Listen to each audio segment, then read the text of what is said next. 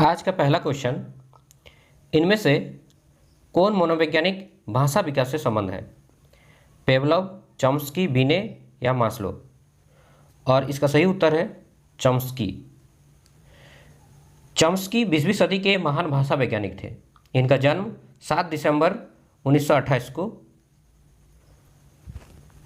America के Philadelphia में हुआ था। चॉम्स्की को जनरेटिव ग्रामर के सिद्धांत का प्रतिपादक एवं 20वीं सदी के भाषा विज्ञान में सबसे बड़ा योगदानकर्ता माना जाता है। वर्ष 1955 में चॉम्स्की MIT में नियुक्त हुए और वर्ष 1961 में इन्हें आधुनिक भाषा एवं भाषा विज्ञान के प्रोफेसर का पद दिया गया। तो ये थे चॉम्स्की।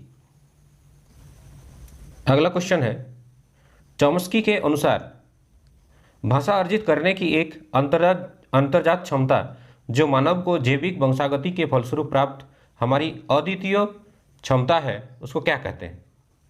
भाषा अनुकूलन श्रेणी, भाषा अर्जन साधन, भाषा स्वीकार इच्छा या फिर भाषा अर्जन क्षेत्र? और इसका सही उत्तर है ऑप्शन बी, भाषा अर्जन साधन। भाषा विकास का सिद्धांत चॉम्स्की ने प्रस्तुत किया। इनके अनुसार भाषा अर्जन साधन भाषा अर्जित करने की एक अंतर्जात क्षमता है जो मानव को जैविक वंशागति के फलस्वरूप प्राप्त हमारी अद्वितीय क्षमता है। अगला क्वेश्चन है, कोहलबर्ग के अनुसार एक बालक के नैतिक विकास के कौन से स्तर में वह नैतिक मूल्यों का अंतरीकरण या अभ्यंतरीकरण प्रदर्शित नहीं करता है और बालक के नैतिक तर्क बाह्य पुरस्कार और दंड से नियंत्रित रहते हैं? ऑप्शन ए पूर्व परंपरागत, ऑप्शन बी परंपरागत, ऑप्शन सी पश्च परंपरागत या सार्वभौमिक नैतिक सिद्धांत? और इसका सही उत्तर है ऑप्शन ए पूर्व परंपरागत। प्रसिद्ध मनोवैज्ञानिक लॉरेंस कोहलबर्ग ने नैतिक विकास सिद्धांत प्रतिपादित किया। इसमें नैतिक विकास के 3 स्तर, पूर्व परंपरागत 7 से 10 वर्ष तक, परंपरागत नैतिक स्तर 10 से 13 वर्ष और उत्तर परंपरागत नैतिक स्तर 13 से ऊपर का वर्णन किया है। कोहलबर्ग के अनुसार नैतिक विकास के पूर्व परंपरागत स्तर में वह नैतिक मूल्यों का आंतरिकरण प्रदर्शित नहीं करता क्योंकि वह प्रारंभिक आयु में नैतिकता के संप्रत्यय से अपरिचित होता है तथा उसका व्यवहार स्वाभाविक कृत्यों के द्वारा निर्देशित होता है। वह सिर्फ अपनी इच्छाओं एवं आवश्यकताओं के बारे में सोचता है। उसके लिए वही अच्छा है जो उसके हित में जुड़ा हुआ है। बालक के नैतिक तर्क बाह्य पुरस्कार और दंड से नियंत्रित रहते हैं, ये कहना है कोहलबर्ग के। अगला क्वेश्चन की ओर बढ़ेंगे। बालक की चेतना या तर्क तार्किक नहीं है और यह अंतर्जात अंतर्बोध पर आधारित न कि व्यवस्थित तर्क पर। पियाजे के अनुसार संज्ञानात्मक विकास की यह अवस्था कौन सी है? यह कहलाती है ऑप्शन ए संवेदीगामक काल, ऑप्शन बी पूर्व क्रियात्मक काल या ऑप्शन सी मूर्त क्रियात्मक काल और या ऑप्शन डी औपचारिक क्रियात्मक काल। और इसका सही उत्तर है ऑप्शन बी पूर्व क्रियात्मक काल, पूर्व क्रियात्मक काल। जीन पियाजे के अनुसार बालक के संज्ञानात्मक विकास की 4 अवस्थाएं हैं।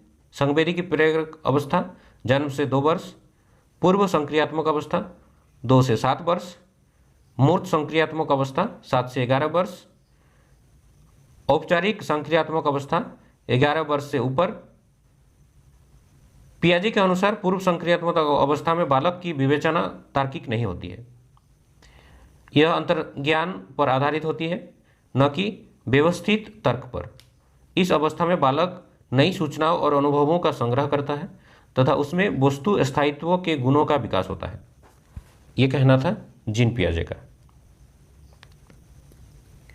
अगला है, निम्नलिखित में से बुद्धि की कौन सी श्रेणी हार्वर्ड गार्डनर द्वारा उसके बहुबुद्धि सिद्धांत में नहीं सुझाई गई है? हार्वर्ड गार्डनर ने बहुबुद्धि सिद्धांत दिए, उनके द्वारा इसमें से कौन से एक ऑप्शन है जो सुझाया नहीं गया है? पहला है गणितीय कौशल, दूसरा है संगीत कौशल, तीसरा है आंतरव्यक्तिक कौशल, या ऑप्शन डी व्यवहारिक कौशल। तो बहुबुद्धि सिद्धांत जो है इसके अंतर्गत हार्वर्ड गार्डन ने 8 प्रकार की बुद्धि का वर्णन किया है, जो इस प्रकार है। पहला है भाषाई बुद्धि, दूसरा है तार्किक गणितीय बुद्धि, एक तो है यहाँ पे स्थानिक बुद्धि, शारीरिक गतिक बुद्धि, सांगीतिक बुद्धि, सांगीतिक भी है, अंतपारस्परिक बुद्धि, अंतवैयक्तिक बुद्धि एवं नैसर्गिक बुद्धि। तो इसमें ऑप्शन 4 जो है डी व्यवहारिक कौशल, ये गार्डनर द्वारा बहुबुद्धि सिद्धांत में नहीं बताया गया है। अगला क्वेश्चन है, निम्नलिखित में से कौन सा अधिगम नियम थॉर्नडाइक द्वारा प्रतिपादित नहीं किया गया है? मतलब इनमें से एक ऐसा ऑप्शन है जो थॉर्नडाइक द्वारा प्रतिपादित नहीं किया गया है, और इसका सही उत्तर है ऑप्शन बी बहु अनुक्रिया का नियम। बहु अनुक्रिया का नियम थॉर्नडाइक द्वारा नहीं दिया गया है।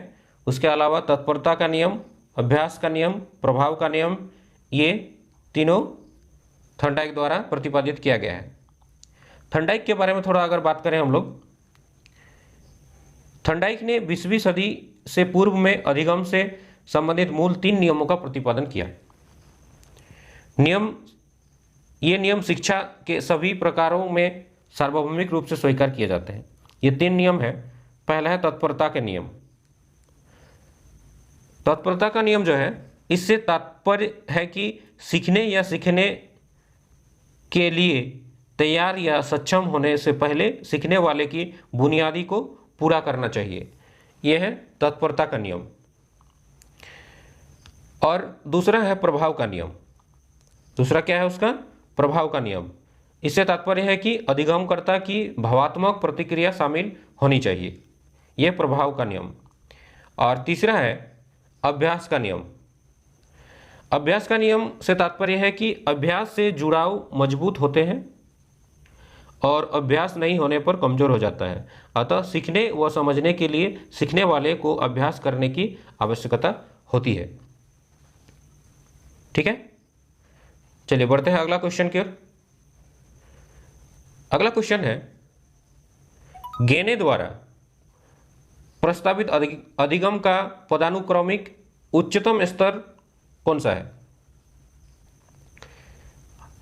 ऑप्शन ए समस्या समाधान अधिगम, ऑप्शन बी सिद्धांत अधिगम, ऑप्शन सी संप्रत्यय अधिगम, या ऑप्शन डी कौशल अधिगम। और इसका सही उत्तर है ऑप्शन ए समस्या समाधान अधिगम। ये समस्या समाधान अधिगम जो है ज्ञाने का सबसे ऊपर वाला यानी उच्चतम स्तर है। आधुनिक अनुदेशन सिद्धांतों के पिता माने जाते हैं रॉबर्ट गेने को। ठीक है, उनके पदानुक्रमिक सिद्धांत में 8 स्तरों संकेत अधिगम, उद्दीपक अनुक्रिया अधिगम, श्रृंखला अधिगम, शाब्दिक सहचार्य अधिगम, विभेद अधिगम, संप्रत्यय अधिगम, सिद्धांत अधिगम और समस्या समाधान अधिगम, ये सबसे ऊपर है। नीचे से ऊपर की ओर बढ़ते हुए उच्चतम स्तर में रखा गया है किसको?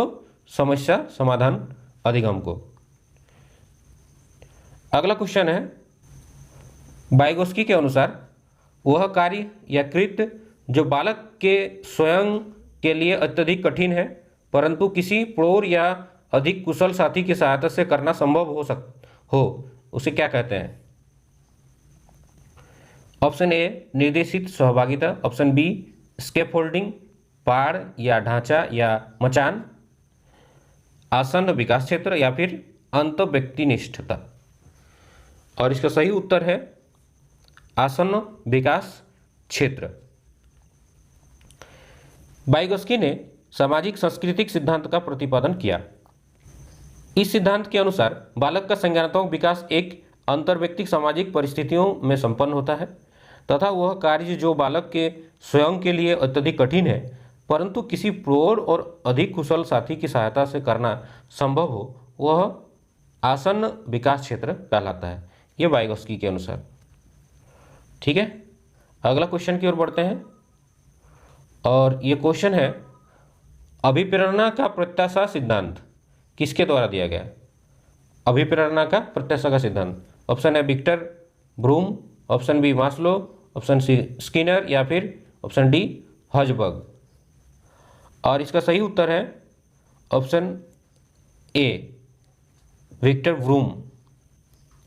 अभिप्रेरणा का प्रत्याशा जो सिद्धांत है विक्टर ब्रूम के द्वारा वर्ष 1964 को दिया गया। इस सिद्धांत के द्वारा व्यक्ति ही तय करेगा कि एक विशेष लक्ष्य को प्राप्त करने के लिए वह अपने आत्मसंयम को कब लागू करे, जबकि अभिप्रेरणा का प्रयोजन सिद्धांत अब्राहम मास्लो, दोहरा कारक सिद्धांत फ्रेडरिक हर्ज़बर्ग तथा क्रिया प्रसूत अनुबंधन का सिद्धांत स्किनर के द्वारा दिया गया है। और आज का अंतिम प्रश्न है इस वीडियो का 10वां प्रश्न, अनुकूलित अनुक्रिया सिद्धांत किसके अनुकूलन पर बल देता है? तर्क पर, व्यवहार, चिंतन या अभिप्रेरणा पर? और इसका सही उत्तर है व्यवहार पर, ऑप्शन बी। अनुकूलित अनुक्रिया सिद्धांत व्यवहार के अनुकूलन पर बल देता है। इस सिद्धांत का प्रतिपादन रूस के मनोवैज्ञानिक पेवलव, ठीक है, पेवलव के द्वारा वर्ष 1904 को दिया गया। तो इस वीडियो में बस इतना ही, मिलते हैं नेक्स्ट वीडियो में।